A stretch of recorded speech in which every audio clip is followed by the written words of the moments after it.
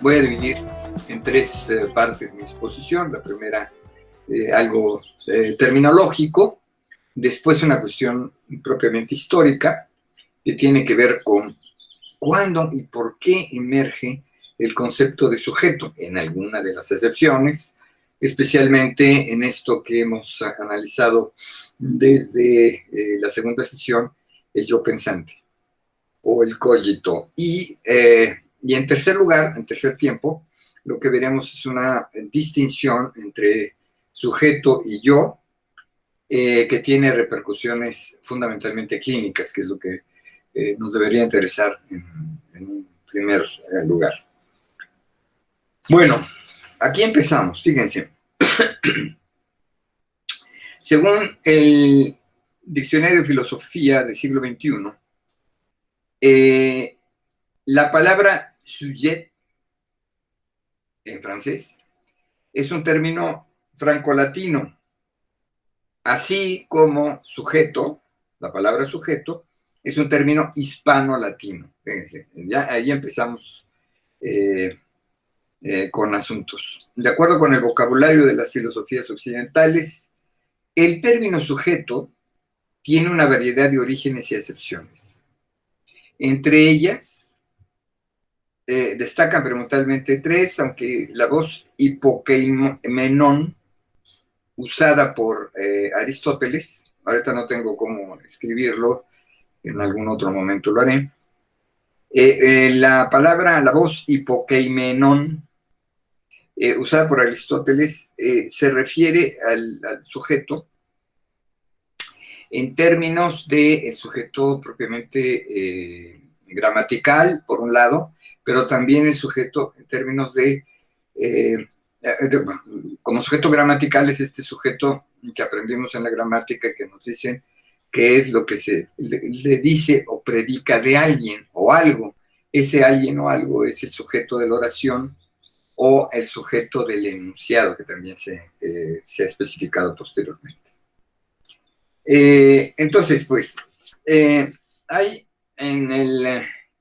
desde el término mismo, en francés tiene una acepción, en español tiene otra, más cercana a esta tradición que viene de Aristóteles, y que traduce la palabra hipokeimenón en la palabra sujeto, que nos viene de la cultura latina. Y ahí también es importante, porque lo que tenemos es, en consecuencia, una visión histórica, social, lexicológica, que tiene que ver con los orígenes.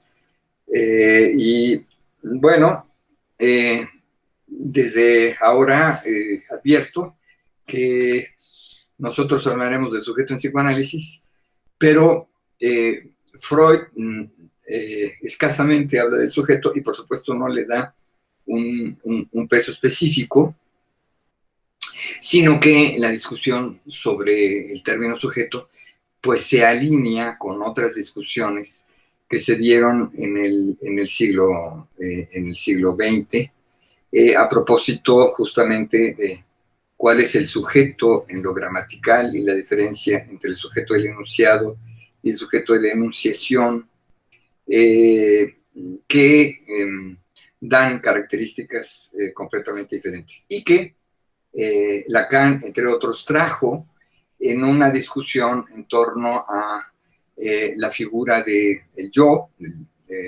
la psicología del yo, etcétera, que se contrapone a la cuestión del sujeto, y esto tiene repercusiones clínicas, como iremos viendo. Bueno, ¿qué es el sujeto según las diferentes disciplinas? Estuve haciendo un recuento. En la lógica, el término sujeto es aquello sobre lo cual se afirma o se niega algo. Arturo es inteligente, entonces Arturo es el sujeto y lo que se afirma es que es inteligente, ese es el predicado. Entonces, pero ese predicado se puede atribuir a diferentes personas. El predicado no es algo característico del sujeto, sino una atribución de un predicado que es de carácter general a un ente particular, singular, que es ese concepto de sujeto. Esto en la lógica tradicional, en la lógica matemática, la palabra sujeto se deja de usar propiamente para darle más un sentido a pensar la proposición como una función. Es algo que nos llevaría un poco de tiempo meter, no quisiera abundar, nada más decir que hay una tradición o una interpretación según la cual sujeto es entonces aquello de lo cual se dice o se predica en una oración. Ahora, desde el punto de vista de esta perspectiva ontológica, lo ontológico es aquello que tiene que ver con el ser. Hemos hablado en otras ocasiones del ser de las cosas y cómo Aristóteles dice que el ser se dice de muchas maneras, de tal manera que hay algo que configura el ser de las cosas y de las personas y de los astros, y ese ser está entonces constituido fundamentalmente por aquello que es su esencia, la esencialidad. Entonces, pues, desde la perspectiva ontológica, el concepto sujeto es un objeto de un sujeto, es decir, todo aquello que puede ser sujeto de un juicio. En este caso es el objeto sujeto, es decir, tomar al sujeto gramatical que hemos señalado antes para decir que se puede hablar de ese objeto o digamos ese ente sobre el cual nuestros discursos hablan, mencionan y demás. Entonces, la ontología se ocupa de tratar de explicarnos cuál es el alcance de este ente particular que se llama sujeto y que tiene o tendría determinadas características. Se asocian a este concepto de ontológico, se asocian la idea de un ente real, digamos hablar, mi impresora aquí al lado, ¿no? Es un ente real, es un ser real, es un objeto sujeto sobre el cual puedo decir que me ayuda, que me da lata, que me provoca neurosis, que me desquicia, etcétera, que me costó barata, que me costó cara, que etcétera. Toda la serie de cosas que puedo decir sobre mi impresora es sobre este ente real. Pero también la ontología se ocupa de los entes ideales. ¿Cuáles entes ideales? Bueno, por un lado, los números. Entonces, el número 2 es par, es decir, que el número 2 es par, es darle una atribución, darle una característica, y entonces establecer por ahí algo de la esencialidad de ese ente que lo distingue del número 3, del número 4, etc. Bueno, el 4 quién sabe porque se dije que era par. Y un valor axiológico que tiene que ver entonces con la, digamos, una especie de jerarquía de entes. No es lo mismo una piedra que un ser humano, no es lo mismo una actividad, digamos, realizada con las manos que una actividad desarrollada en la vía política.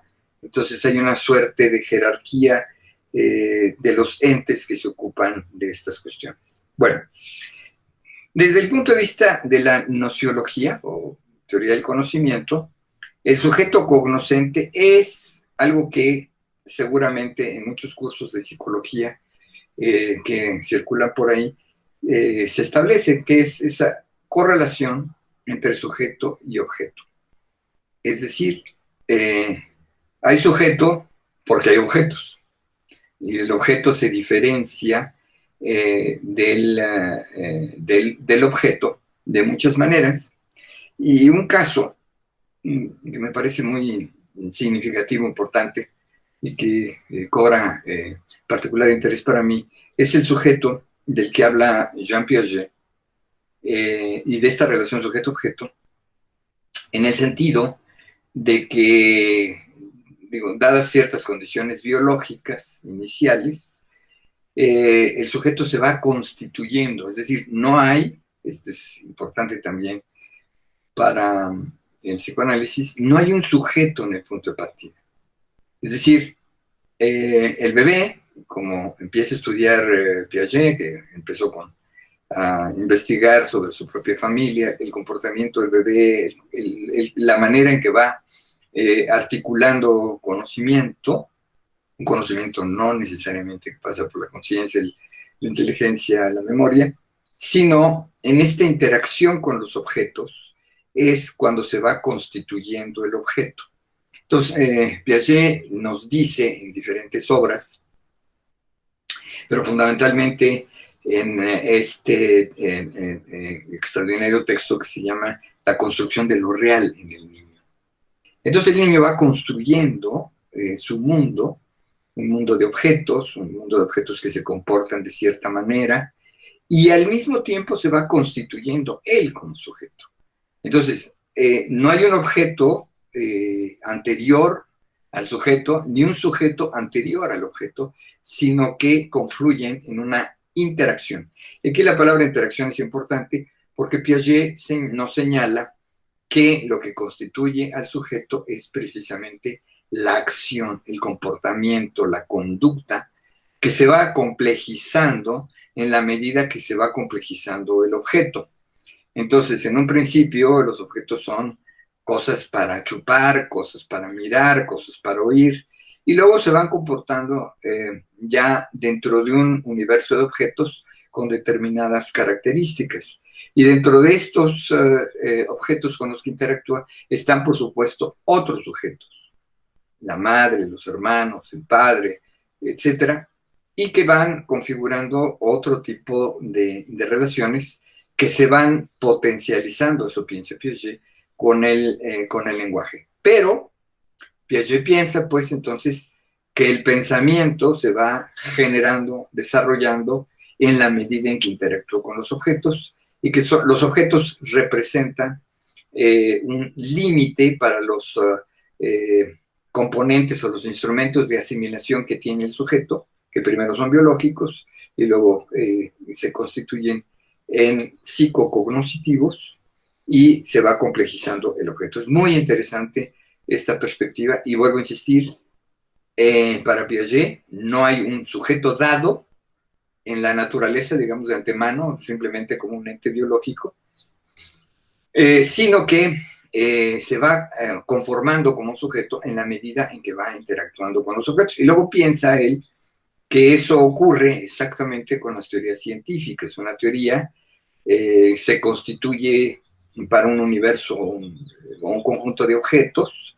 Ese recorte de la realidad, que son los objetos de la teoría, se va transformando en la medida en que la teoría enfrenta una serie de problemas, de problemáticas, de situaciones no explicadas, y entonces se ve transformada esa teoría en una nueva teoría que comprende tanto los objetos anteriores de la anterior teoría como los nuevos objetos que se amplían. Espero no estar diciendo cosas extremadamente complicadas y que les representen aquí algún asunto. Si es así, por favor, me interrumpen y con mucho gusto seguimos después. ¿Sí? ¿Seguimos? Bueno, el que calla otorga decir, ¿no? Bueno. Bien, desde una perspectiva psicológica, no de la psicología constructivista, dice Conchita, sí, pero que sí sigo, ¿no? Que ¿me aclaras, Conchita, por favor?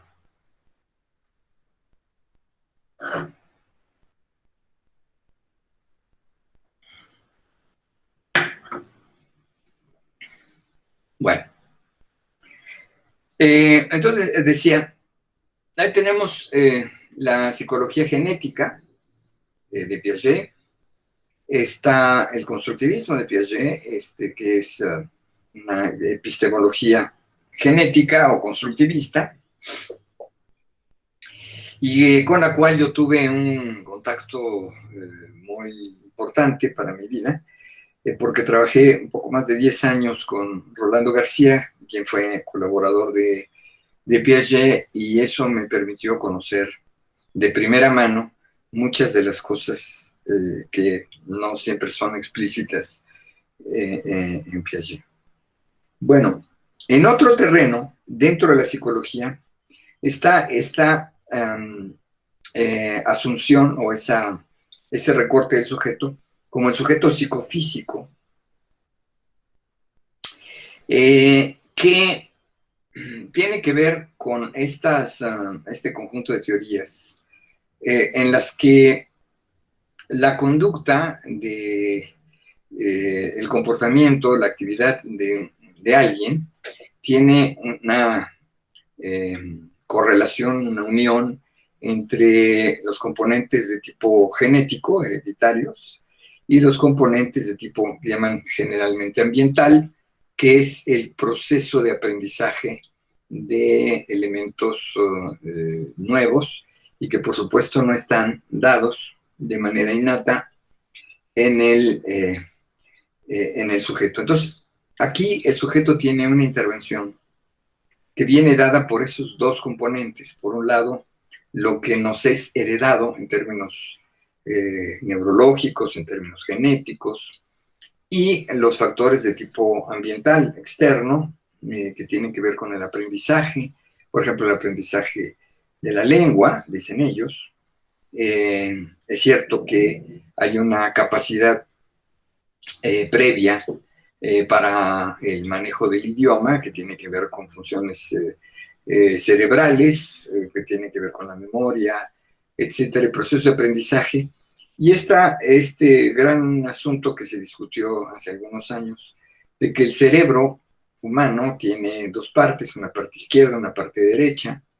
Visto anatómicamente, pues así es, hay un surco en medio del cerebro, y eso divide en dos hemisferios, y que el comportamiento humano tendría que ver más, por un lado, con la lógica, con la razón, y por el otro lado con la creatividad, de tal manera que este sujeto, no lo dicen así, pero digamos es un sujeto dividido entre estos dos hemisferios. Adviértase de una vez, ni el sujeto en Piaget, ni el sujeto psicofísico para los neurocientíficos, es el individuo, dicho de otra manera. Individuo sería el de un ente de una determinada especie. Individuo es el Homo sapiens sapiens. Y esta especie a la que pertenecemos establece diferencias individuales. Muy rápidamente dicho, casi como telegrama. Hay dos formas de reproducción, que es la reproducción sexuada y la reproducción no sexuada o asexuada. La diferencia está en esto, en los entes que se reproducen por reproducción asexuada tienen la característica de ser igualitos. No hay, son clones perfectos, una hormiga es igual a otra hormiga siempre, porque tienen esta reproducción asexuada. Mientras que en la reproducción sexuada, que es la que se da, por ejemplo, entre los mamíferos, la reproducción implica que hay una combinatoria de genética, y en esa combinatoria genética, por supuesto, aparecen diferencias. Entonces, hay genes de parte de los padres, de los abuelos, etcétera. Y en esa combinatoria lo que produce es herencias que son diferenciables, que ahí hay un concepto de individuo. Entre las hormigas no podríamos decir hay un individuo, el individuo, no hay manera de distinguirlo. En cambio, cuando una perrita tiene varios cachorros, entonces resulta que en algunos casos los cachorros son muy diferentes entre sí, y aquí hay un güerito y otro negro, ¿no? Así cosas que así ocurren. ¿Por qué? Se trata, aun tratándose de la misma camada, sin embargo, hay características individuales. Entonces, el individuo es consecuencia de este pool genético en sus diferenciaciones, y esas diferenciaciones también pueden ser de tipo cerebral, que tiene que ver con la conformación genética, y también pues el tipo de perspectiva con las que nacemos. Entonces, este sería el individuo. De lo que estamos hablando es de otro concepto, que es el concepto de sujeto. Es decir, el individuo sería el soporte de este concepto más general que es el de sujeto. Otra vez, puesto que los individuos son diferenciables, las características que fueran comunes a varios sujetos, a varios individuos, es lo que conforma la idea del sujeto. Entonces, esa es, por ejemplo, la definición que daba Piaget sobre el sujeto. El sujeto tendría que ver, el sujeto que él llama el sujeto epistémico, tiene que ver con que las operaciones conceptuales, las operaciones físicas y las operaciones conceptuales que yo puedo desarrollar desde niño, se hacen equivalentes a las operaciones de otro niño en otra latitud, y que las operaciones son las mismas. Entonces, ¿qué es lo que define el sujeto? Lo que define el sujeto son ese conjunto de operaciones. Por supuesto que hay un individuo ahí, pero el concepto de sujeto va más allá de estas diferencias individuales. Espero que esto vaya quedando claro. Y si no, pues al final en las preguntas. Bueno, desde el punto de vista gramatical, yo lo había anunciado, el concepto sujeto es el que resulta de esta diferenciación.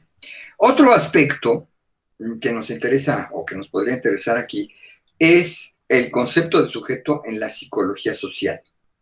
Aquí se habla del sujeto en términos de un sujeto social. Aquí va otra vez. El individuo ahí está, es el ente biológico que nace con unas características heredadas, etc. Muy bien. Pero si se toma en cuenta al sujeto como sujeto social, entonces tiene que ver, por ejemplo, obviamente, con lo que Aristóteles llamaba los hábitos, o sea, los hábitos que una persona va generando y que en su sociedad tiene un comportamiento aceptable. Por ejemplo, digamos, el hecho de que nosotros comemos con cubiertos, que no es algo dado de manera natural en la naturaleza humana, lo que eso signifique, sino que procede justamente de un comportamiento social, son las normas sociales. Y entonces, si la hija invita a un pretenso a la casa de la familia por primera vez y llegan y lo ven comer con las manitas, entonces va a haber una suerte de censura, de extrañamiento, porque el sujeto colectivo para esa familia, pues ese comportamiento no es aceptable. O viceversa, justamente porque hay estas, de lo que vamos a hablar más adelante, estas identidades o identificaciones que se van dando y que constituyen el sujeto social. ¿Y usted por qué es así? ¿Por qué es usted mexicano y habla de neoliberalismo en lugar de decir otras cosas? Pues porque es mi cultura, es mi educación. Y entonces en la Ciudad de México particularmente se ha descubierto cómo pues tenemos usos lingüísticos distintos. En la propia Ciudad de México hay diferencias entre quienes viven en el sur de la ciudad, que quienes viven en el norte, y ya no digamos las diferencias notorias que se dan en alimentación, expresiones, formas de comportamiento, formas de relacionarse entre los ciudadanos del norte y los ciudadanos del centro, y características que los del norte nos reprochan y características que nosotros reprochamos a los del sur. Ahí está, pues, el sujeto social. ¿Qué quiere decir cuando decimos los norteños o los sureños? Lo que queremos decir es que hay características en el sujeto social, no en los individuos. Tan es así, voy a poner un ejemplo, los argentinos que luego se vuelven al país y adquieren la nacionalidad mexicana, muchos de ellos conservan, la mayoría, conservan el acento argentino, y parece que pues eso es incambiable. Pero había una actriz que murió hace no mucho tiempo, Christian Bach, de nacionalidad argentina, que vino a trabajar en las telenovelas mexicanas y que podía hablar perfectamente el español, digamos, del centro del país. Entonces eso quiere decir que sí se pueden dar esos cambios. Sin embargo, lo que nosotros decimos es el acento argentino, es decir, es parte de este sujeto social y por supuesto no es de Christian Bach o de Sábato o de Borges, es esto que nos es o les es común a determinados sujetos en una cultura. Y bueno, lo del psicoanálisis que vamos viendo que es algo bastante diferente. Bueno, para enfocar el asunto de la emergencia, el surgimiento del sujeto en la historia, o la novedad que el sujeto representa, vamos a dar un pasito atrás en lo que se llama el mundo antiguo. ¿Qué es el mundo antiguo?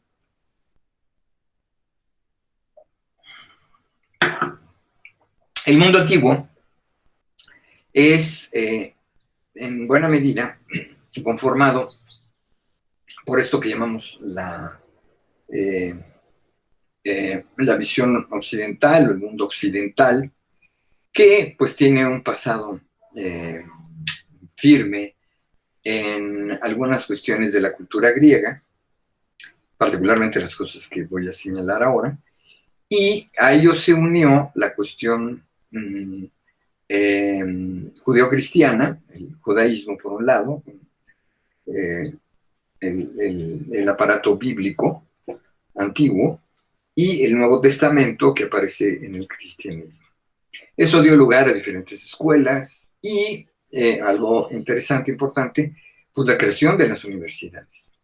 Las universidades, una universidad es un producto medieval, es una construcción medieval, y en las universidades medievales pues se dieron en diferentes momentos disputas entre diferentes visiones.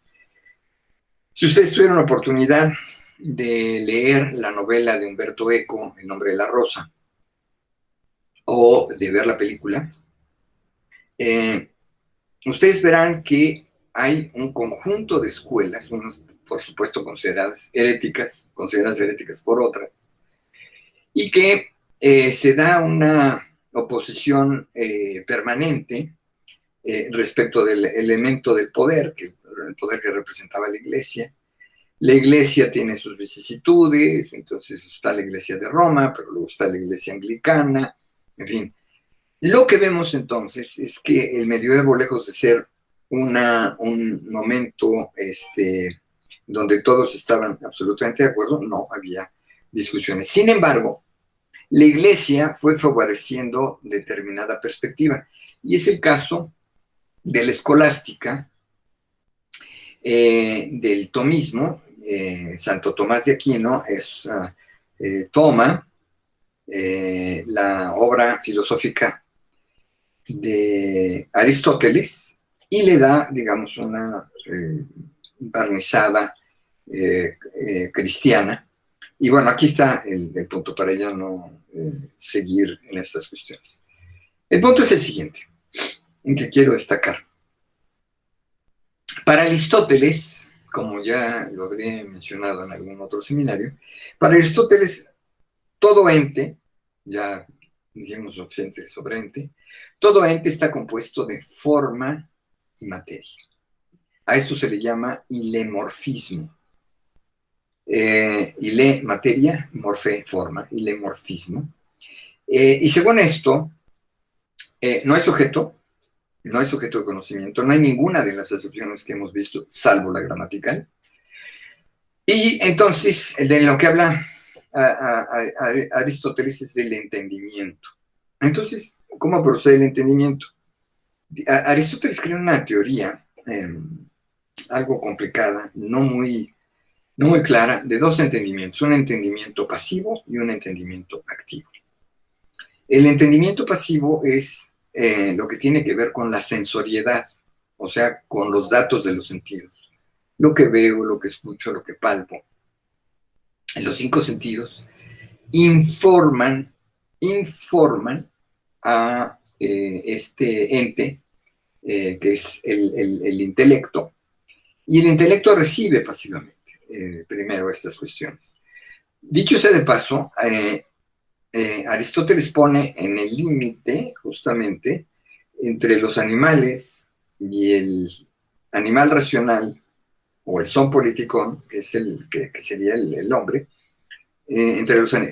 recuerden, para Aristóteles el ser humano es un animal con una característica diferencial, que es esa característica que es la razón, ¿no? Entonces, según esto, el conocimiento procede primero de forma pasiva. Los objetos que tienen forma y materia nos impactan a los sentidos. Hay un proceso de abstracción que realiza el intelecto, que por cierto Aristóteles en la historia de los animales va a ir especificando de cómo se da. Entonces, este proceso de abstracción, ¿de qué es? Abstraer es dejar de lado algo para concentrar la atención en otra cosa. ¿De qué es la abstracción en Aristóteles? La abstracción es de la forma. Lo que permanece entonces en el intelecto es precisamente la forma. Entonces hablamos en otra sesión de este seminario cómo la mesa es de madera, es de diferentes materiales, pero la forma mesa es la misma en todos los casos. Esa es una abstracción. Bueno, de esta abstracción, Aristóteles parece darnos la idea de que se forman los conceptos, mesa. Y el poder relacionar ese concepto con otros conceptos, digamos, la rojez de la mesa, una mesa roja, la rojez de la mesa, esa propiedad es algo que el intelecto activo va a unir formas distintas, formas de la rojez es de los objetos rojos, la mesa es de los entes de mesa, y entonces el unir estas cuestiones es lo que va dando el intelecto activo. Ese intelecto activo permite razonar, el razonar permite anticipar cosas, pero también permite razonar. Y el raciocinio con el que opera Aristóteles es precisamente el silogismo. Aquí lo importante es esto. Hay verdad, o lo que yo afirmo, lo que yo enuncio es verdadero, si solo si corresponde al objeto. ¿A qué cosa del objeto? A lo que sensorialmente conozco del objeto. Es decir, dos personas ven la misma mesa y tienen entonces la misma abstracción en común. Y por tanto, entonces dirán, sí, la mesa es roja, sí, los sentidos les confirman que la mesa es roja. Santo Tomás va a avanzar la idea de que se trata del concepto de adequatio rei, o sea, la adecuación a la cosa. Algo es verdadero, un juicio es verdadero cuando se adecua a la cosa. Pero obsérvese bien, el punto de partida del conocimiento son los objetos. O dicho de otra manera, el conocimiento es conocimiento de objetos. Las propiedades son propiedades del objeto. El sujeto simplemente refleja en su entendimiento eso que está en los objetos. Bueno, hay más. El mundo que nos presenta Aristóteles es un mundo jerarquizado. él distingue entre el mundo sublunar, lo que está debajo de la luna, en este caso la Tierra, que sería además el centro del universo, y el conjunto de estrellas, planetas y demás que rodean, las que se conocían en su momento, y les da una propiedad de perfección. ¿Y por qué son perfectos?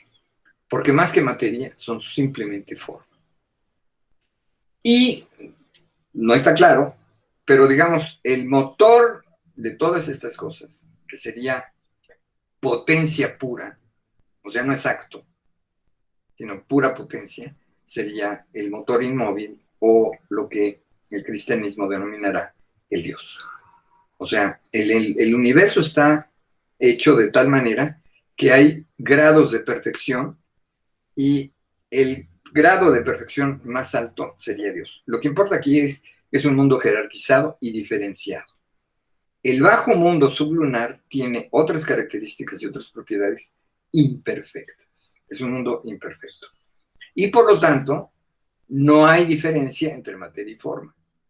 Los objetos tienen materia y forma. Y por eso, para Aristóteles, esto sería una imperfección.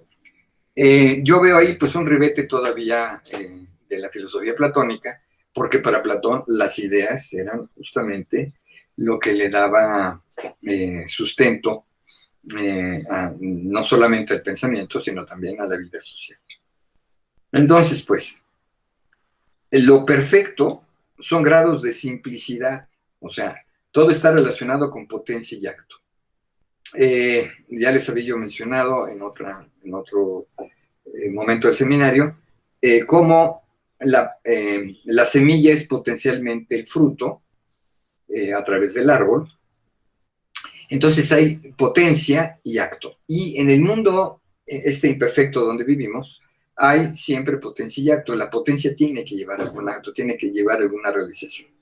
En cambio, en el mundo perfecto, pues solamente hay potencia y realizaciones muy limitadas hasta llegar al grado de perfección máxima, que sería la pura potencia. Pensamiento puro. Bueno. Aquí lo que interesa destacar es lo siguiente. Si lo que conocemos de los objetos es lo que está en el objeto, son las propiedades del objeto, entonces, ¿cómo avanza el conocimiento? Y por eso el instrumento del silogismo rápidamente se mostró como algo muy limitado, justamente para dar cuenta, digo, pongo por caso, el elemento de las relaciones. Basta pensar en un concepto que podría ser muy fácilmente entendible, el ser el hijo de. El hijo de es una relación, no es una propiedad, no es un atributo. Ser hijo de es una relación, es como una, y aquí viene el asunto en matemáticas, es como una función, ¿no? La función suma, el simbolito suma, lo que dice es que dados dos entes matemáticos, uno suma al otro, produce un tercero, ¿no? Es estrictamente esa cuestión. Bueno, pues la lógica aristotélica, el silogismo aristotélico, no puede dar cuenta de estas cuestiones y las reglas del raciocinio no permiten esto. Primera cuestión. Aquí viene el gran misterio que se trató de encontrarle una respuesta. ¿Y qué son las relaciones? Todo en el universo está relacionado. Para Aristóteles la relación era uno de los categoremas, pero no hay una lógica que explique las relaciones, que dé cuenta de las relaciones. Entonces esto va dando cuenta en el mundo moderno. Estamos hablando del siglo XVI, siglo XV, siglo XVI. Siglo XV es el Renacimiento, es este momento de renovación, pero que el mundo moderno es un mundo donde hay grandes transformaciones que justo tienen que ver con este cambio en la idea de la relación. Vean. En primer lugar, las ciudades.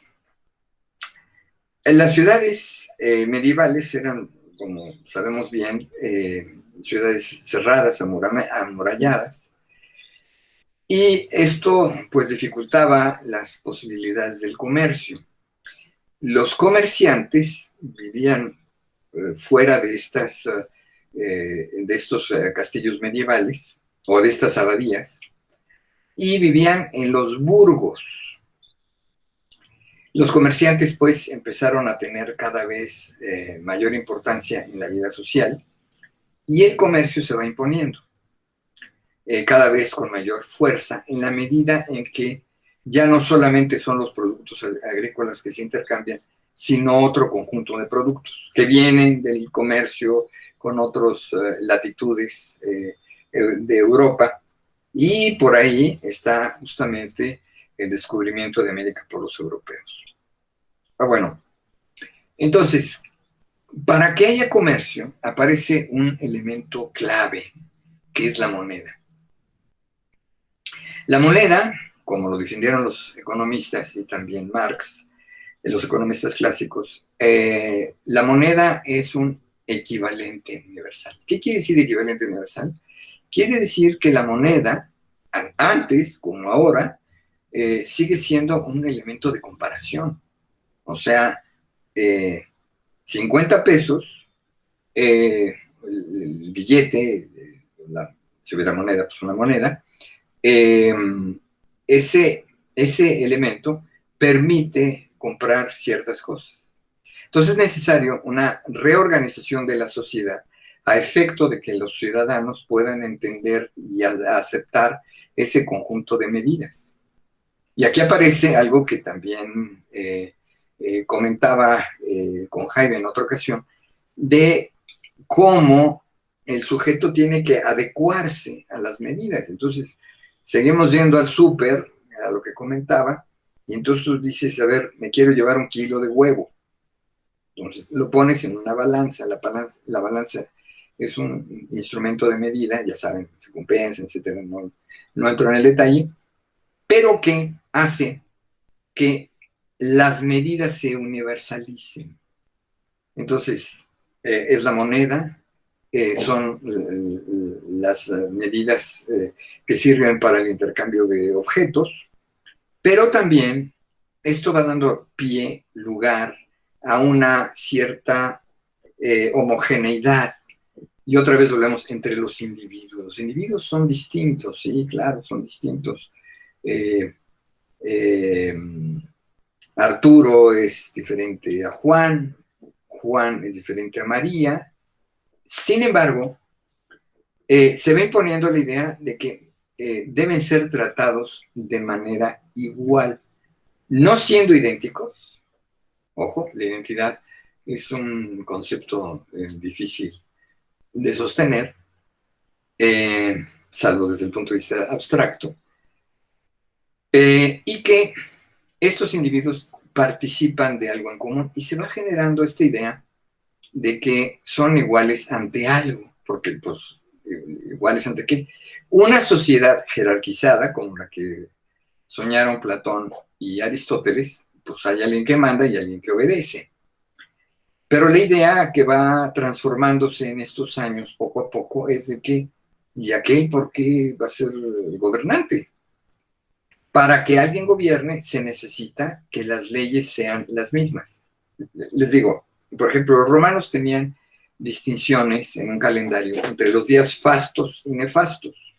Los días fastos eran los días de fiesta, eran días que ellos celosamente conservaban en secreto, porque eran los días para el despapalle, para el desenfreno, y solo los ciudadanos romanos conocían ese calendario. Entonces, los que no eran ciudadanos romanos, no vivían en Roma, en las ciudades de Roma, del Imperio Romano, van desconociendo y por lo tanto, pues estas desigualdades. Entonces, no hay una ley en el sentido de ley general y es precisamente por estos procesos de decir, a ver, los seres humanos somos iguales. A ver, otra vez. ¿Es el individuo igual a otro? No, los individuos son completamente diferentes. La igualdad es una igualdad en términos de ¿qué? De derechos y obligaciones. Y entonces va surgiendo de estas transformaciones, va surgiendo la idea del contrato social. O sea, los individuos pactan, convienen, ceden sus atribuciones, por ejemplo, el hacer la guerra, etcétera, las ceden al soberano, las ceden al Estado. Entonces aparece la idea del contrato, ¿no? El contrato social, con el que soñaron muy posteriormente Rousseau, Voltaire, Hume, todos pensaron entonces que la sociedad obedece a un contrato, es decir, los poderosos son poderosos porque hay un contrato. Y hoy todavía seguimos diciendo que el mandatario es mandatario porque lo mandatamos, los ciudadanos mandatamos, le damos el mandato a una determinada persona para que sea el gobernante. Y en ese sentido, el gobernante quede sometido a las leyes de la soberanía. Y entonces viene toda la discusión sobre el soberano, que dicho sea de paso se dio justamente en el momento en que los franceses invaden, me estoy adelantando por supuesto, invaden a España, y en ese momento en la guerra pues, sale el monarca español, Fernando VII, y por eso escuchamos una cuestión del grito de Dolores, a saber si el grito realmente se dio en esos términos, pero escuchamos esta historia de que el cura Hidalgo dijo, mueran los gachupines y viva Fernando VII, ¿no? Entonces hay una cuestión que no se entiende y que, pues por supuesto, en los libros de texto lo pasan así como ya y luego llegan algunos a gobernar y entonces siguen repitiendo las mismas cosas sin haber entendido realmente nada. ¿Qué es lo que pasaba? Que el soberano deja de estar en la presencia del poder. Y entonces viene esta discusión que se viene también alimentando algunos años atrás, con mucho por los jesuitas, en el sentido de que el soberano es el pueblo. Mucho antes de la Revolución Francesa, ya había esta idea de que la soberanía, como dice nuestra Constitución, está el elemento, la soberanía radica originalmente en el pueblo. Es de nueva cuenta esta idea del contrato social que progresivamente va difundiéndose en el mundo, pero que surge de este conjunto de cosas. Bueno, en este mundo hay un elemento que me interesa destacar, que es la pintura. Leonardo y otros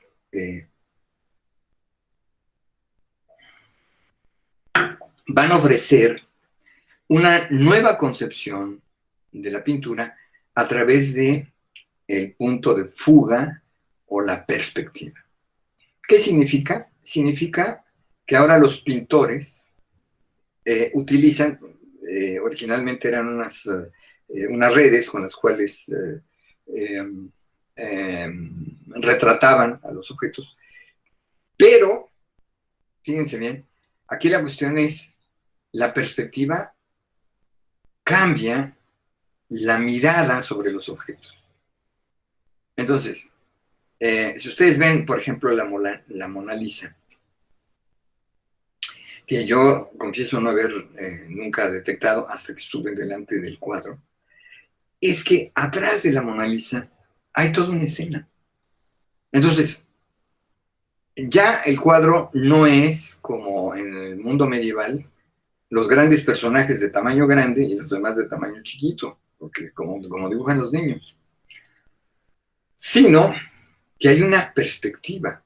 Y en principio, la perspectiva se considera como algo artificial, pues es que así no es, así no vemos, el ojo humano no es así, etcétera. Pero después se ve que la perspectiva lo que está indicando es un problema. Es decir, ¿cuál es el elemento de la percepción? O la adecuación que quería, la adecuación a la cosa que quería Santo Tomás vía Aristóteles. Entonces, Eh, Hay otro elemento en la perspectiva en la pintura, que se necesita una geometría descriptiva para ver. Entonces ya no es el ojo humano, ya no es lo que mis pupilas registran, sino un conjunto de instrumentos que van mediando y que por lo tanto entonces empieza la preocupación por decir, ¿y qué son los objetos? Y entonces la otra cuestión es, pues es que puedo tener ideas equivocadas porque mis sentidos, ya lo había dicho Platón, mis sentidos me engañan. Y la perspectiva, por supuesto, lo deja de manifiesto.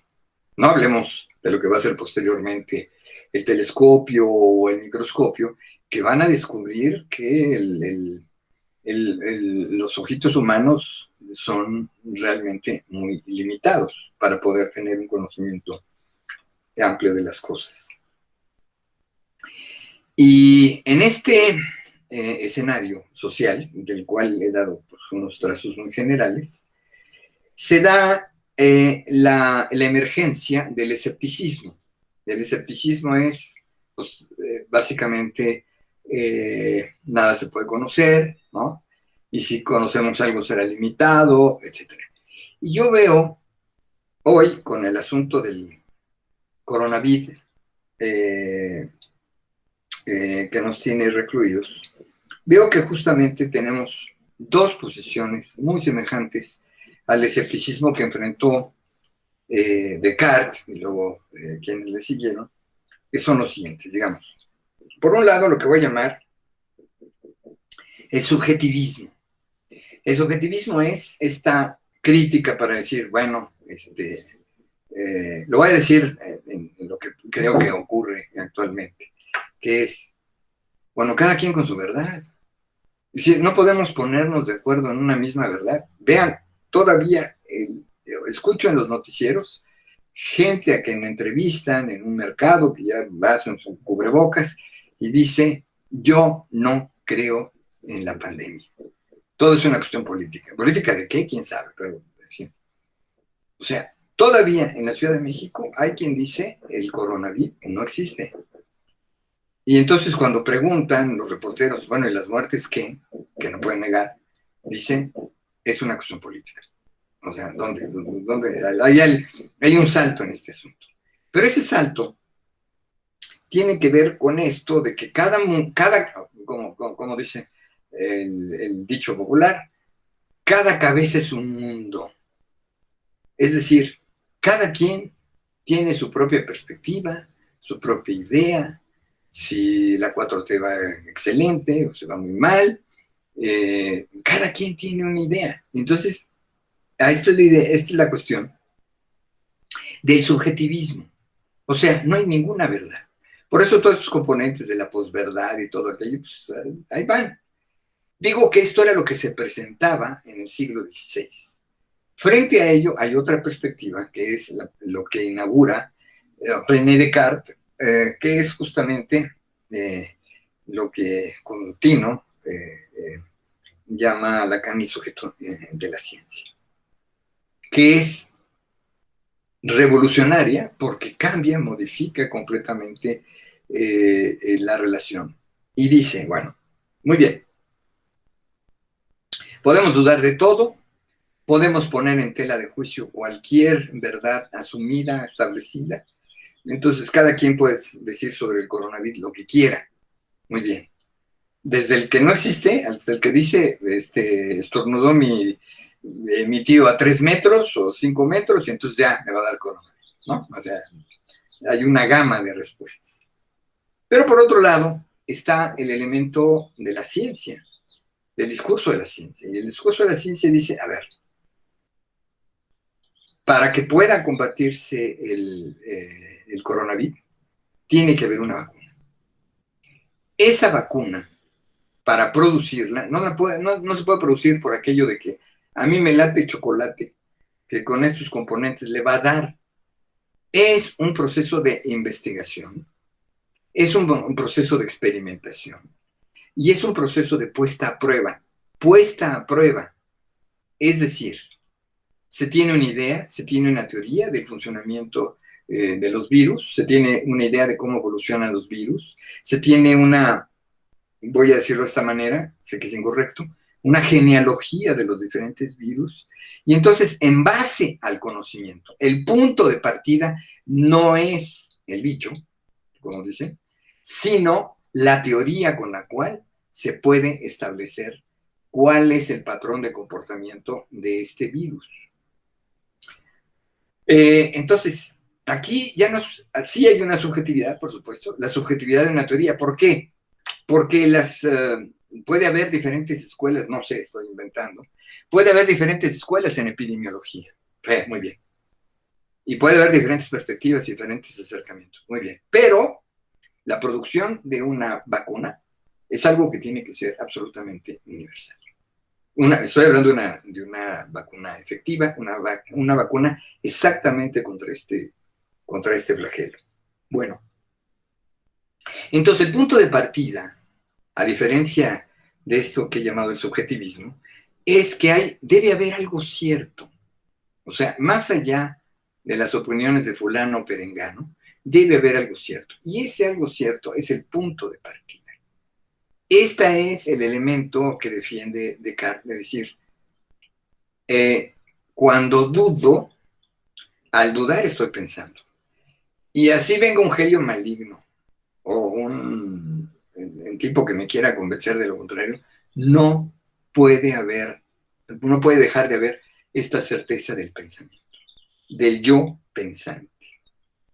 Ahora, no es nada más el punto de partida, sino la idea de que se puede construir una verdad objetiva. Ojo, una verdad objetiva que no parte del objeto, sino de las hipótesis o del problema que se plantea el sujeto. Entonces, hay una inversión en la idea, por eso cité la cuestión aristotélico-tomista, para decir cómo se da la inversión hacia el sujeto. Y este sujeto, entonces, tiene un conjunto de cuestiones que tienen que ver, entonces, con que la característica esencial, porque para Descartes hay un ser, un ente pensante. Este ente pensante es el punto de partida, entonces, del problema, y entonces ahí está el método científico. Hay un problema, y ese problema se tiene que poder traducir en una experiencia, en una experimentación, y la experimentación pues tiene que ver justamente con esta problematización que plantea el sujeto, no el objeto. Entonces hay una inversión completa donde el sujeto es el que domina la escena del conocimiento. Entonces es el sujeto en la ciencia. Es el sujeto, entonces, que va a generar teorías susceptibles de ser puestas en un terreno de experimentación y llegar a resultados objetivos. Entonces, pues, más allá de las opiniones legítimas, tal, bueno, hay elementos de prueba, elementos que tienen que ver con dos aspectos que la filosofía de la ciencia va después a ampliar, que es la cuestión de la demostración, cómo se hace una demostración matemática. Y las demostraciones matemáticas no son de opiniones. Sí hay perspectivas en la filosofía matemática, sí, por supuesto, eso es innegable, pero la cuestión es aquí cómo una demostración tiene el carácter de algo objetivo. ¿Qué significa? Bueno, pues que hay una lógica, y esa lógica quiere decir que si aceptas determinadas premisas o determinados axiomas, con determinadas reglas de inferencia, vas a llegar a un resultado objetivo. Después puedes discutir, por ejemplo, si la demostración es correcta o no es correcta, pero vas a utilizar el mismo lenguaje. Bueno,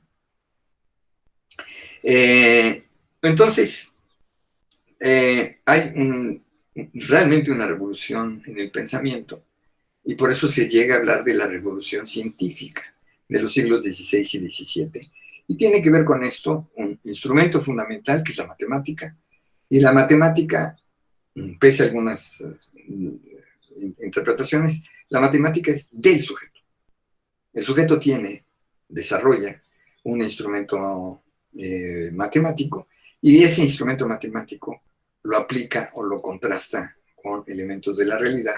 Y entonces, por ejemplo, llegamos a la cúspide de todo esto, que es las leyes de Newton, donde a través de tres leyes puede dar cuenta entonces de fenómenos de causalidad en el mundo actual o en el movimiento de los astros. Entonces se unifica todo este conocimiento y ya no hay como en Aristóteles el mundo suprallunar, el mundo sublunar, sino que todo es un universo. Bueno, entonces, no dejo de enfatizar, porque pues, yo lo estudié hace algún tiempo, el sujeto de derecho. Vuelvo a decir, los individuos no son el sujeto de derecho. Esta diferencia que tenemos, de acuerdo a la Secretaría de Hacienda, entre persona moral y persona física. Bueno, las personas morales son los corporativos, y por supuesto que el concepto de moral no entra si lo vemos desde el punto de vista de la ética, no tiene que ver con lo moral. Tiene que ver con la idea de que no es una persona, es justamente lo opuesto a una persona física. Ahora, ¿qué es el sujeto de derecho? El sujeto de derecho, o la personalidad jurídica, que también se llama, tiene que ver con determinadas características. En primer lugar, toda persona, o sea, física o moral, deben de tener un nombre, ¿no? Así como Walter Belled es un nombre, el CIES es un nombre de un ente moral. Entonces, hay que tener un nombre. Esta cuestión va a ser sumamente importante para lo que vamos a ver después, porque el nombre es un significante que marca justamente la vida de quienes intercambian su vida con otras personas y que le genera a veces tensiones, conflictos, angustias, síntomas y demás. Entonces, es el nombre y como ha analizado alguien, el nombre propio es lo más impropio que tenemos.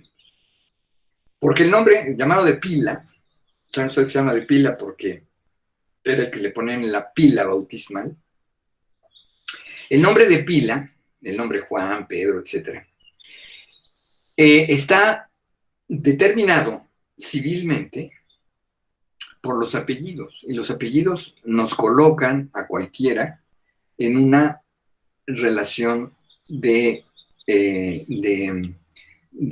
padres, hijos, abuelos, etcétera, con los apellidos. Todos los apellidos son algo impuesto. Esta cuestión que más recientemente se ha dado también en México, de que la persona puede cambiar su nombre y puede cambiar sus apellidos y utilizar primero el apellido de la mamá y luego el del papá, a diferencia de lo que ha sido la costumbre, o las personas transgénero, que de pronto cambian de sexo y que pues tienen que cambiar. Pero para cambiar, el registro civil tiene que darles vamos a decir, una autorización simbólica. No es que yo llegue y diga, ya, pues me cambio el nombre y pues se acabó. Sí, pero legalmente, para el mundo simbólico legal, tiene que haber un acta en el cual ese cambio de nombre quede constatado. Entonces, otra vez, al niñito que llevan al registro civil ya es un niñito marcado por un conjunto de relaciones que lo determinan y lo van a determinar. Porque en algunas circunstancias clínicas lo vemos, casi en la mayoría, el peso de los apellidos es un peso a veces terrible, a veces agobiante, o a veces aceptado con orgullo, pero luego inmediatamente con esa relación amor-odio que de la cual habla Freud, pues aparece lo contrario, ¿no? Entonces la gente puede renegar del apellido porque reniega de determinado pariente, etc. Forma este conjunto de cosas en la novela familiar. Bueno, entonces es el nombre, o la razón social, diríamos, para los entes colectivos, el domicilio. El domicilio es una cuestión que tiene que ver con esto de la ciudad, de la conformación de la ciudad de las que hablaba yo antes, donde los sujetos, ojo, no los individuos, los sujetos son localizables en algún lugar. Y tiene que haber algún lugar. Por eso los en casa, ¿no? Los homeless, tienen ese problema de que no pueden ser considerados como sujetos de derecho porque no tienen un lugar, un hábitat donde sean localizables. Es un problema jurídico, y en Canadá, por ejemplo, donde tienen una especial atención para los homeless, pues tienen que ahí que arbitrar cosas y van de manera, les levantan una encuesta, etcétera, para poder pues interactuar el gobierno canadiense con estas personas. Entonces, el nombre, el domicilio, y otra cuestión es el patrimonio, ¿no? ¿Qué es el patrimonio? El patrimonio, como a mí me enseñaron en la Escuela Libre de Derecho, pues es la teoría de la bolsa vacía. Puede que no tengas nada, pero la bolsa sí existe, entonces ahí en algún momento habrá algo y eso forma parte del patrimonio. Patrimonio quiere decir entonces que desde el punto de vista legal, lo que estamos viendo es lo que siglos atrás se constituyó a través de estas prácticas de los burgos, que luego darían lugar a la burguesía, ¿no? Y que entonces van a constituir este elemento donde, fíjense, cuando la Revolución Francesa triunfa, aparece el catálogo de los derechos del hombre y del ciudadano. Y una de esas características que definen al ciudadano es tener patrimonio, es decir, ser propietarios. Por eso, en el inicio de la Revolución Francesa, pues quienes eran ciudadanos eran los que tenían propiedad. Y los trabajadores que no tenían ninguna propiedad, pues no podían participar políticamente. Esto dio lugar a muchos cambios y transformaciones. Entonces, pero además, pues hay otras circunstancias en el rubro del sujeto de derecho, que es la nacionalidad. La nacionalidad es otra vez un universo simbólico. Desde los romanos se distingue el derecho de suelo y el derecho de sangre. El jus soli, el jus sanguinis. El derecho que tiene las personas de reclamar una determinada nacionalidad, y los que no tienen nacionalidad se llaman parias, que era una cuestión terrible, porque pues, en Europa, de pronto, con esto de las pandemias, de un lugar a otro, el comercio y demás. Y entonces, efectivamente, había restricciones. Piensen ustedes, por ejemplo, así muy rápidamente, en las restricciones de los criollos en México, ¿no? Entonces, pues sí, naciste en la Nueva España, sí, pero tus derechos están limitados. ¿Por qué? Porque otra vez la jerarquía, el rey dice qué es lo que puedes producir y qué es lo que no. Seas hijo de españoles, sí, pero nacido en México. Entonces ahí están los criollos peninsulares, en fin, toda la gama del criollaje que se dio en México, pero que forma parte también de las relaciones que nos anudan en relación con nosotros. Entonces tenemos además nacionalidad y otras características, pero el sujeto de derecho es básicamente dirían algunos, una hipostización, es decir, podemos decirlo de una manera menos complicada, es decir, el sujeto es una hipótesis. A diferencia del individuo, el individuo puede ser concreto, real, Juan Pérez, Vivac, y el sujeto de derecho es una hipótesis. Por eso, la mejor definición que yo he encontrado del sujeto de derecho es la definición de Kelsen, el célebre jurista alemán, por cierto, contemporáneo de Freud. Y Kelsen señala que el sujeto es un centro de imputación de derechos y obligaciones. Ahí está. Los derechos no están dados. Obviamente los naturalistas dicen que se nace con esos derechos.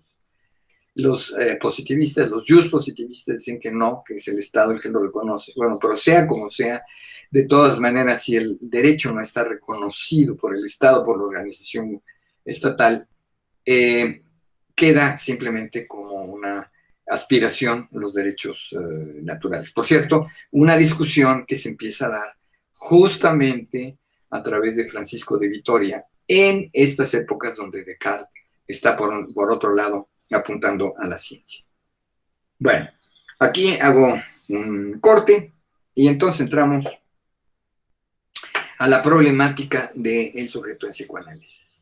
Miren, nosotros examinamos, ustedes y yo examinamos el asunto de las características del inconsciente en Freud, el inconsciente freudiano, donde el inconsciente aparece o emerge o se reconoce a través de las formaciones, lo que hoy llamamos formaciones inconscientes, es decir, los lapsus, los olvidos y sobre todo en el sueño.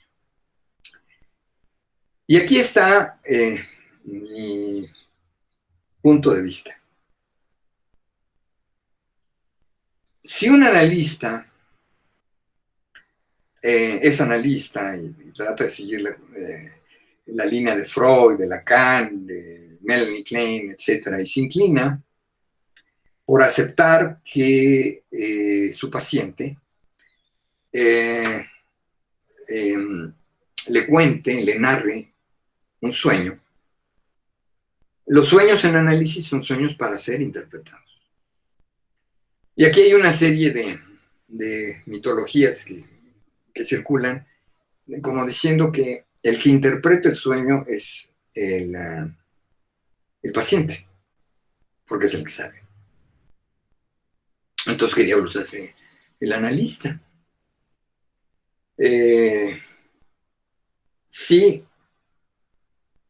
piensas que el analista debe tener alguna intervención, es decir, que debe interpretar ese sueño, la interpretación es en realidad un juego dialéctico donde el analista interviene, ya sea preguntando, ya haciendo afirmaciones, ya sea correlacionando partes de la historia de la novela familiar del paciente respecto de lo que aparece en el sueño. Bueno, esa es una. Pero aquí la cuestión de fondo es la siguiente. Freud da, la interpretación de los sueños, Freud da un montón de interpretaciones de sueños propios, de sueños que le fueron contados, de sueños que le narraron sus pacientes y demás. Y le va encontrando un núcleo, algo que articula ese conjunto de sueños. Primero, el sueño no se produce así al ahí se va, ¿no? Entonces soñé porque soñé y ya, ¿no? Sino que en la interpretación freudiana, el inconsciente procede, bueno, primero, el sueño es un producto de lo inconsciente y que tiene un conjunto de características. Primero, se produce con base en determinados mecanismos, condensación, desplazamiento, figuración, simbolización, etcétera, que hacen entonces que le dan instrumentos a Freud y a los freudianos y a los analistas para decir el sueño no es una... Sí, el sueño tiene un componente delirante. Lo dice Freud, lo dice Lacan, lo dice Melanie Klein, el sueño es el delirio. Es la parte delirante de cualquier sujeto. ¿Por qué? Porque en el delirio hay, en el delirio hay una serie de elementos que son contrarios, diferentes, opuestos o no opuestos a la realidad. Sin embargo, los delirios, como se ha venido cada vez poniendo más claro, los delirios tienen una lógica.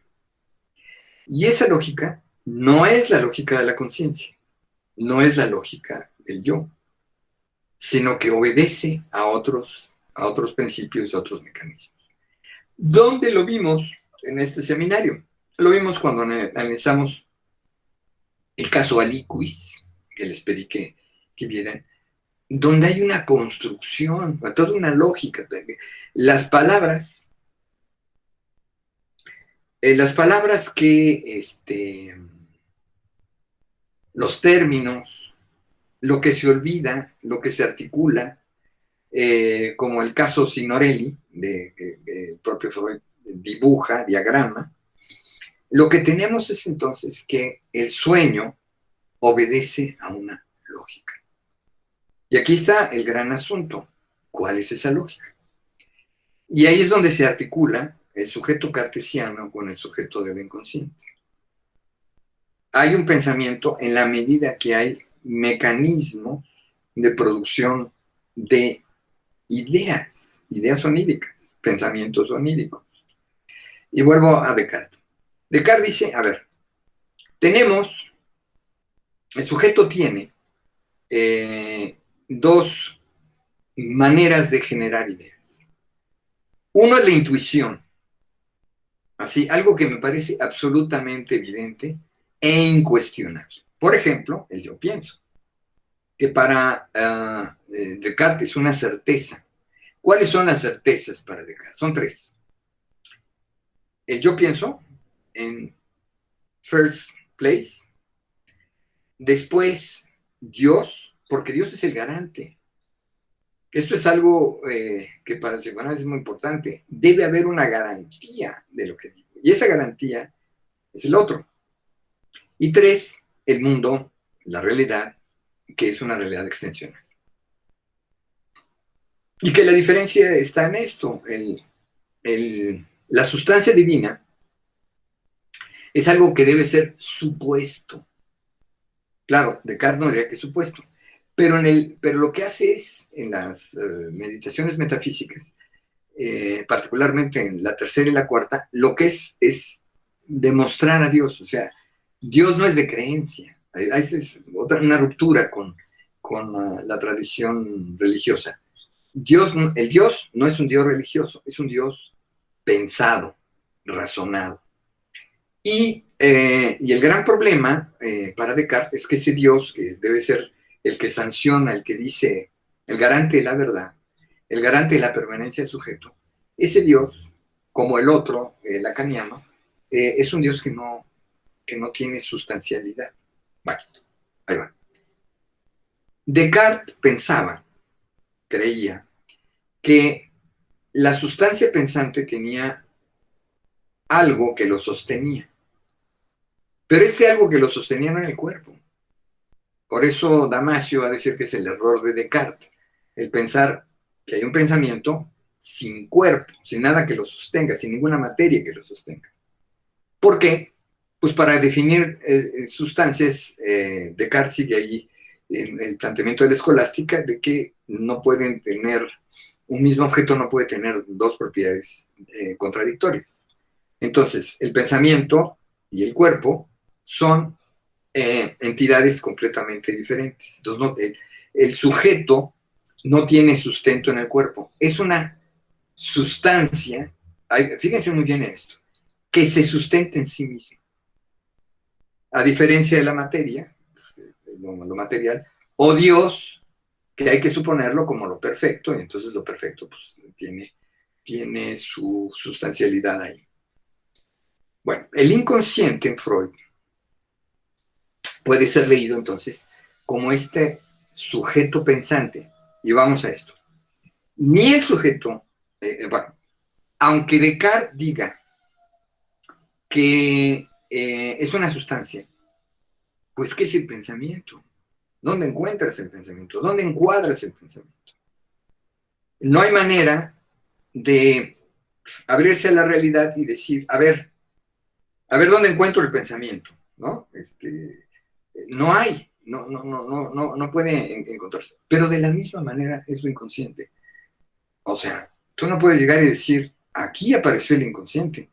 Lo puedes ver a través de sus efectos. Y esos efectos son los que te dan cuenta de que hay un sujeto que piensa conforme a una lógica distinta, una lógica diferente a la conciencia. Y aquí aterrizo para dar tiempo para preguntas y respuestas. Aquí aterrizo otra vez en la diferencia que yo había señalado al principio, la terminología. Uf. A ver, en español solamente tenemos una palabra, yo, la palabra yo. En francés distinguen entre el je y el moi. O sea, allá tienen dos palabras, los franceses tienen dos palabras para conceptos distintos, les es perfectamente claro y distinto uno y otro, y que en español solamente tenemos uno. Entonces, de ahí la cuestión de esta oposición que hace Lacan y otros, en el sentido de que el moi, este yo insistente que parte de esta cuestión, a ver, que es muy importante desde el punto de vista analítico. Cuando llega un paciente, o cuando inicia un análisis un paciente, generalmente empieza diciendo, es que yo soy. Y yo soy esto, yo soy el otro, ¿no? Soy hijo de fulano, y el yo es el que predomina en ese discurso. Yo lo veo así, yo lo veo asado, etc. Y para quienes no están advertidos de estas cuestiones, pues así es. El sujeto va a hablar de ese yo y se acabó. ¿Y con cuál vamos a trabajar clínicamente? Pues con ese yo que explica, que dice, que yo fui, que yo vine, que yo estuve, que yo fui abusado, etcétera. Todas esas cuestiones centradas en el yo. Ese yo, por eso les pedí que vieran el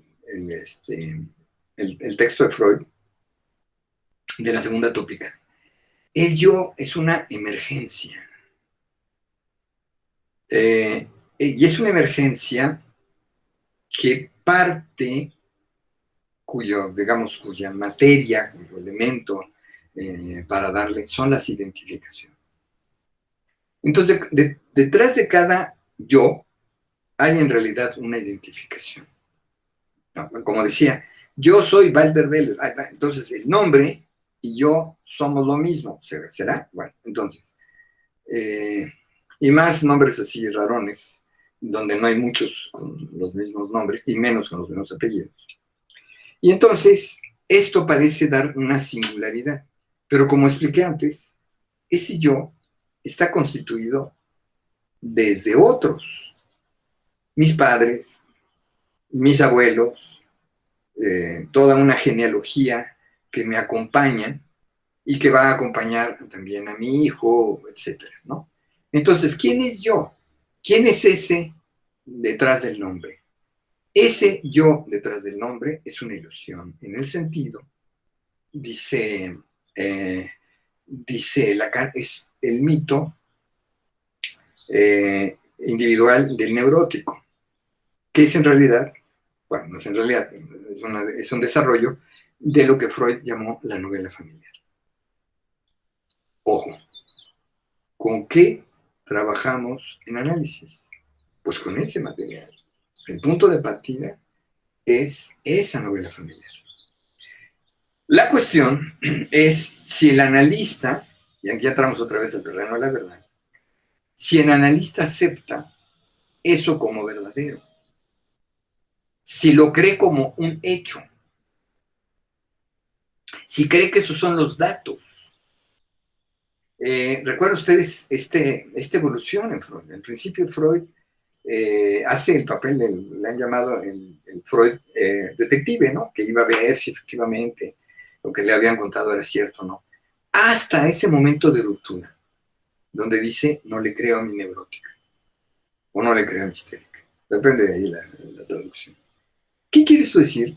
Que esa novela familiar, que ese yo encarnado en las historias que cuentan los pacientes, ese yo está imbuido, por un lado, por las identificaciones, sí, y por otro lado, por las fantasías que el yo elabora. Entonces, fíjense una cuestión clínica importante. El yo no habla del deseo, habla del deseo de los otros, los que hicieron conmigo, los que me favorecieron, los que me engañaron, los que me maltrataron, ¿no? Los otros. Por eso, cuando Lacan toma el poema de Rimbaud, donde dice, yo soy otro, pareciera una cuestión así exótica, sofisticada, etcétera, pero hay que ver el contexto. Y el contexto es ese. La novela familiar o ese mito con el que llega los pacientes a la sesión analítica, ese mito está presente, sí, pero mito no quiere decir, ojo, no quiere decir que sea mentira, mejor dicho, que sea falso. Puede ser una mentira como decían en mi barrio, una mentira piadosa, se la creen y creen en esa mentira. Y esa mentira, como la canción mexicana, pues la hace vivir. Esa mentira está presente en el yo. Muy bien. El yo se constituye a partir de otros. Es el moi. El ye tiene que ver con el deseo. A ver, dicho de una manera esquemática y simplemente para cerrar este punto y que podamos dialogar. Es, el yo está hecho de identificaciones. Vean, revisen lo que dice Freud.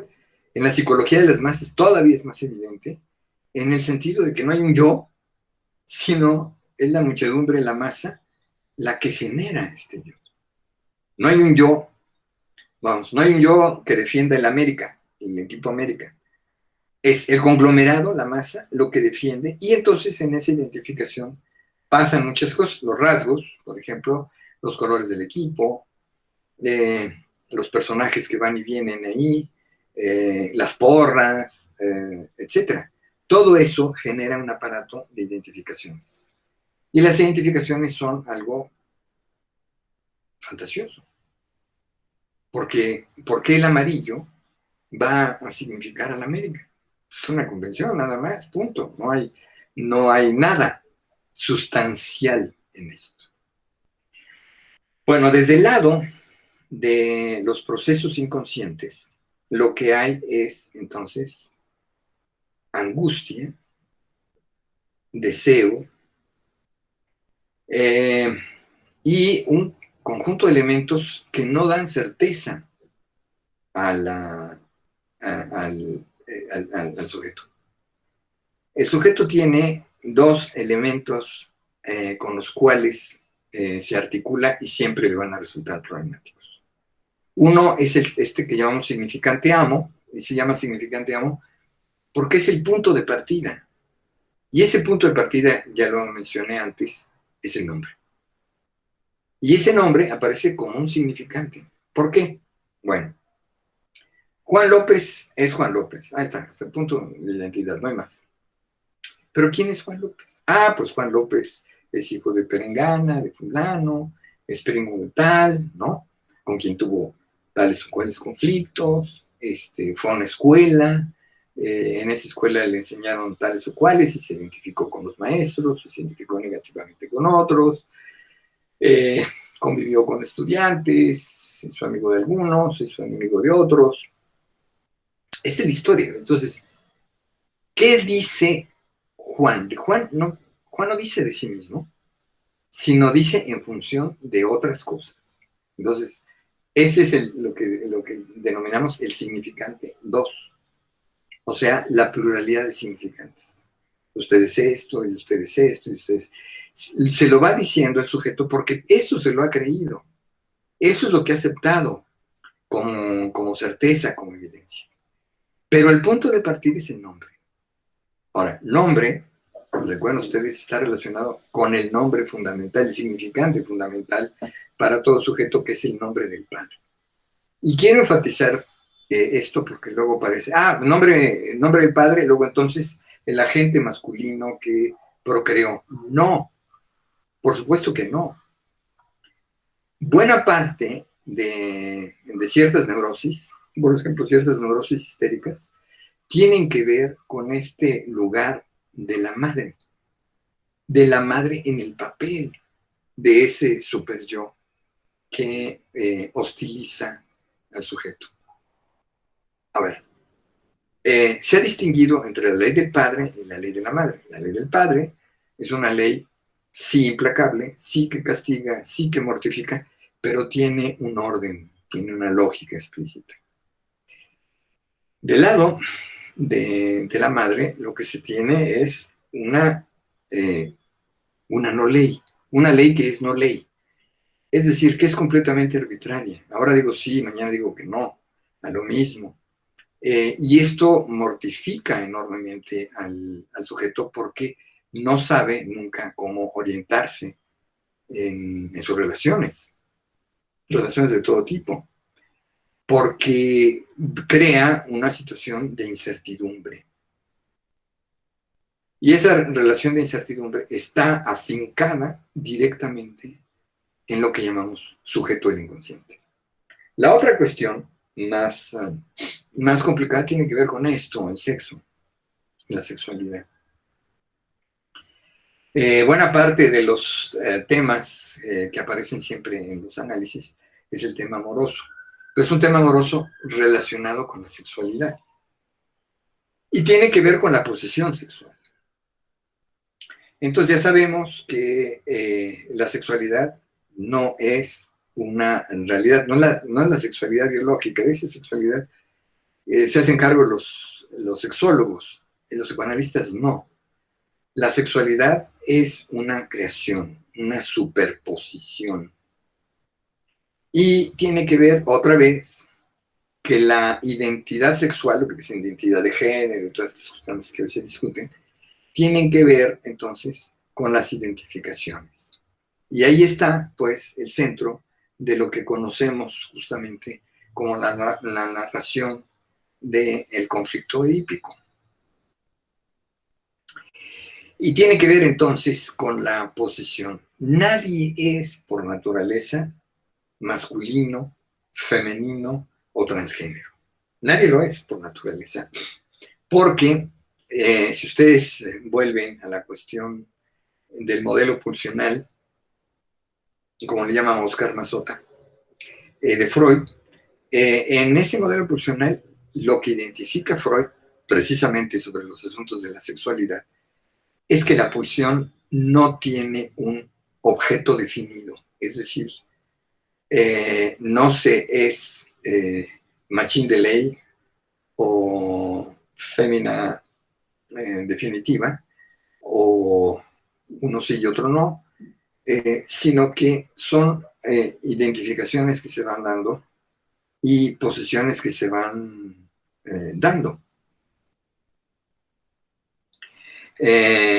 Recuerdo una discusión en el hoy mancillado CONAPRED, ¿no? Donde yo trabajé en un tiempo, y venían los grupos de los LGTB, etc. Y me acuerdo uno que, muy sonriente, decía, no era para mí, pero como que quería aclarar el punto, decía que la sexualidad no es una elección. Y decía él, pues en una sociedad machista, yo hubiera preferido, elegido, pues ser un macho como los demás, pero no es una elección. Bueno, muy bien. No hay elección en el nombre, pero se convierte en un significante amo. Y no hay una elección en el sexo, pero también es un significante amo. Y el punto es el siguiente. Lacan da una fórmula que puede parecer enigmática, donde dice que el sujeto representa a un significante para otro significante. Eso implica varias cosas. Uno, que el sujeto no es una sustancia, no es un objeto, no es una materialidad, no es una sustancia, sino es algo que emerge justamente en la discrepancia entre significantes. Voy a decirlo muy esquemáticamente. Entre el S1, que son aquellos puntos de partida de los cuales se derivan otros en una cadena significante, y este punto donde la cadena significante se rompe. Sí. La cadena significante, ¿no? Es aquello que va narrando, y de repente hay un lapsus, pum, una caída.